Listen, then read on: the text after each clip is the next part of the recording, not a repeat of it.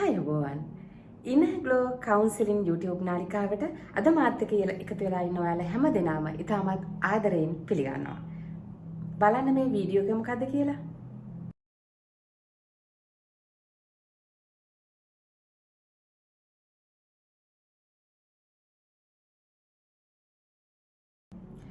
දැක්ක නේද වීඩියෝ එකේ මොනවද පෙන්වුවේ කියලා? ඔය වගේ අවස්ථාවල් ඇති වෙන්න පුළුවන් ඕන තරම් සැකය කියන ඉමෝෂන් එක ප්‍රමාණය ඉක්මවා වර්ධනය වුණාම මම අද ලෑස්ති වෙන්නේ සැකය සම්බන්ධයෙන් සාමාන්‍ය තත්ත්වය මොකක්ද? ඒකේ මනෝවිද්‍යාත්මක රෝගී තත්ත්වය මොකක්ද කියන දෙකේ වෙනස ඔබට පැහැදිලි කරලා දෙන්නට. ඇත්තටම මේක සාමාන්‍ය ජීවිතේ අපි සමාජයේ හැසිරෙනකොට අපි නිවෙස්වල ඉන්න අවස්ථාවේදී ඉතාමත් වැදගත් වෙන මාතෘකාවක් තමයි සැකය ගැන කතා කරන එක.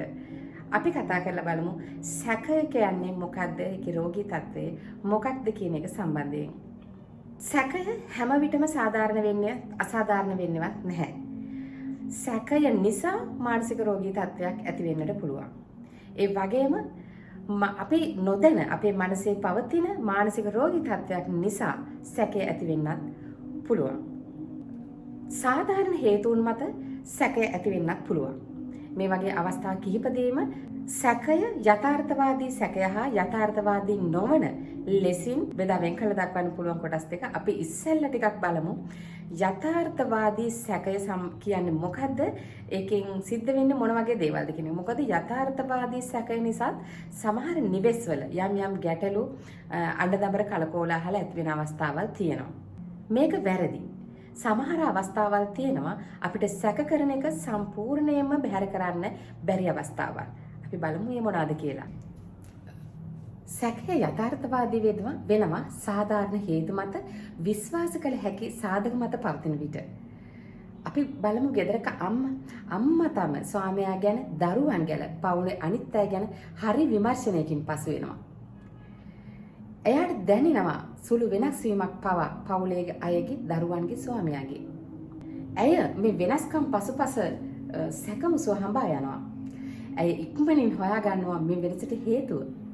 ඒ හැකියාව වුන් තම පවුලේ අය ගැන යම් යම් දේවල් ගැන ගෙස් කරනවා. මගේ පුතා මෙහෙම කළේ, මගේ දුව මෙහෙම කළේ මෙන්න මේ වගේ ප්‍රශ්නයක් නිසා වෙන්න පුළුවන් කියලා. ඇත්තටම තොරතුරු හොයාගෙන බලාගෙන යද්දි හරියටම හරි වෙලා තියෙන්නේ ඒ වගේ සිද්ධියක් තමයි. ඉතින් අන්න එතන තියෙන්නේ අවබෝධාත්මක සැකයක්. අවබෝධාත්මක සැකය තුළ ලොකු වටිනාකමක් තියෙනවා. බාහිර ලෝකයෙන් එන උවදුරු වලින් අපිව ආරක්ෂා කරගන්න. ඒ වගේම අපේ වටපිටාවේ ඉන්න අපේ ආදරණීයයන්, අපේ දරුවන්, සහෝදරයන් සියලු දෙනාම අපි හා සම්බන්ධ වෙලා එක්රොක් වෙලා ඉන්න සියලු දෙනාම ආරක්ෂා කරගන්නත් මේ අවබෝධාත්මක සැකය ඇත්තෙන්ම ගොඩක් වැදගත් වෙනවා. ඒ වගේම අපි සතුව පවතින මුදල්, දේපල, අපි කරන සමහර කටයුතු ඒ වගේ දේවල් ආරක්ෂා කරගන්නත් ඒ කරන ක්‍රියාකාරකම් ඉතාමත් සාර්ථකව ඉදිරියට කරගෙන යන්නටත් සැකය කියන එක අපිට යම් තාක් දුරකට වැදගත් වෙනවා කිව්වොත් ඇත්තටම නිවැරදි. ස්වභාව ධර්මයෙන් අපිට උරුම කරලා දීලා තියෙන තවත් එක ආරක්ෂිත මෙවලමක් තමයි සැකය කියලා කියන්නේ. යම් අවස්ථාවල් එනවා එතනදී අපි සැක කළේ නැත්තම් අප සතු සියල්ල අපිට අහිමි වෙලා යන්නත් ඉඩ තියෙනවා. යමක අවසන් නරක ප්‍රතිඵලය ලැබෙන්නට කලින් එතන පොඩි සැකයක් ඇති වෙලා තිබිලා අපි ඒ ගැන හොයලා බලලා ඒකට අදාළ ක්‍රියාමාර්ග ගත්තනම් අදාළ උපදෙස් දීලා තිබ්බනම් මේ වගේ විනාශවල් වෙන්නේ නැහැ කියලා අපිට දිනකදී හිතෙන්නත් පුළුවන්. ඒ නිසා ඒ වගේ අවස්ථාවල් වලදී සැකය කියන මනෝමය ආරක්ෂිතයට පුළුවන් අපිට උදව් කරන්නට අපේ දේවල් රැක ගන්නට. ඒ වගේමයි අධ්‍යාපනය බැලුවොත් අධ්‍යාපනය තුලදී අපි පරිේශනාත්මක ගැටලුවක් ගැන බැලුවොත් පරිේශන තත්ත්වයකදී මුලින්ම ගන්න සැකයක් හිතට මෙන්න මේ දේ මෙන්න මේ විදිහට සිද්ධ වෙලා ඇති, එහෙම නැත්නම් සිද්ධ වෙනවා ඇති කියලා ඒ ගැන හොයලා බලන්න තමයි අපි පරිේශනයක් කරන්න ගන්නෙ. එතකොට එතෙන්දී අපි අවසාන නිගමනය කරන්න යන්නේ සැකය මූලික කරගෙන.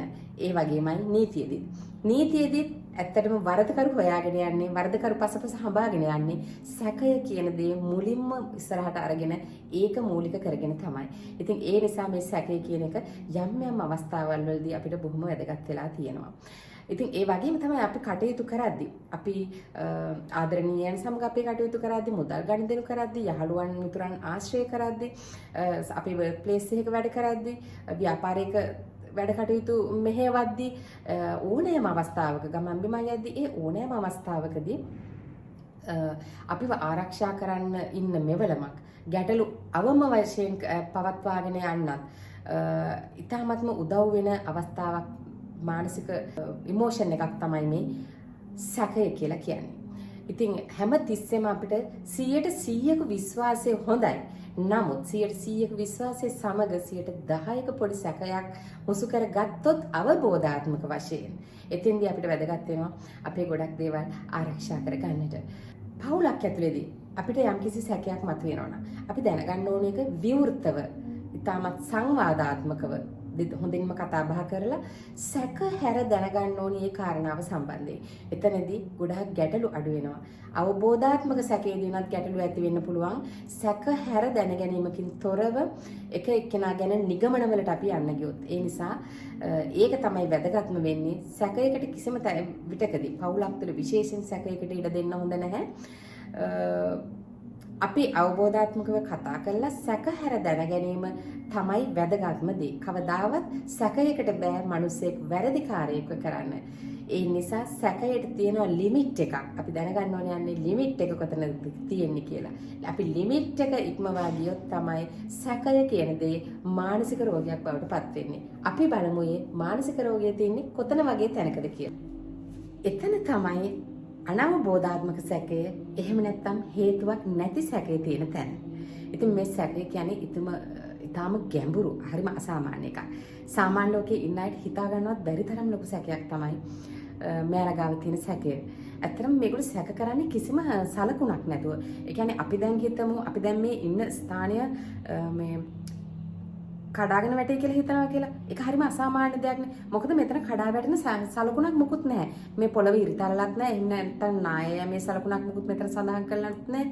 එහෙම නැත්නම් මහ ලොකු වැස්සකුත් නැහැ. ඒ වගේ කිසිම සලකුණක් නැතුව මේ අපි ඉන්න තැන කඩාගෙන වැටේ කියලා මහ ලොකු සැකයක් හිතලා බීතිකාවක් ඇති කරගෙන ඔන්න දඟලනවා. අන්න ඒ වගේ හරිම අසාමාන්‍ය සැකයක් තමයි මේගොල්ලන් ගාව ඇත්තටම මෙයාලට දැනෙන්නේ.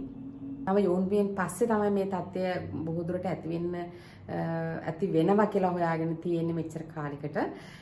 ඉතින් ඒ වගේම මේකේ තියෙන බරපතලකම තමයි මෙයාලට පුළුවන් මේගොල්ලන්ගේ සැකයේ තියෙන බරපතලකම කොච්චරද කියනනම් ඊටාම ද්වේෂ සහගත විදිහට මේගොල්ලන්ට පුළුවන් තමන්ගේ වටේ ඉන ආශ්‍රිතයන්, තමන්ගේ නිවැසියන්, තමන්ගේ ආදරණීයයන්, තමන් හා වැඩ කරන අය ඕනෑම කෙනෙක් සැක කරන්න සහ විශ්වාස කරන්න මෙයාලට හැකියාවක් තියෙනවා. ඉතින් අන්න ඒක තමයි රෝගී තත්ත්වයක් කියලා හඳුනා ගන්න පුළුවන් තත්ත්වයේ ලක්ෂණ සහ විදිහ. මේ තත්ත්වය බොහෝ දුරට රෝගී තත්ත්වයක් වෙන්න පුළුවන්. අපි බලමු මේක සවිස්තරාත්මකව කොහොමද කියලා. නමුත් අපිට රෝගී තත්ත්වයක් කියලා ගෙස් කරන්න නම්, ඩයග්නෝස් කරන්න නම් තව කරුණු කාරණා රාශියක් තියෙනවා. ඔක්කොම සම්පූර්ණ වෙන්න ඕනි. මේ රෝගයට කියන්නේ අපි පැරනොයිඩ් පර්සනැලිටි ඩිසෝඩර් කියලා. එහෙම නැත්නම් සැක සහිත පෞරුෂත්වයේ ආබාධය කියලා කියන්නේ. ඉතින් මේක අපිට ඩයග්නෝස් කරන්න කොහොමදත් බෑ. ඩයග්නෝස් කරන්න ඕනි සුදුසුකම්ලත් වෛද්‍යවරයෙක්. එහෙම නැත්නම් මනෝවිද්‍යා වෛද්‍යවරයෙක්, සයිකොලොජිස්ට් කෙනෙකුටත් පුළුවන් මේ රෝගී තත්ත්වය ඩයග්නෝස් කරන්න.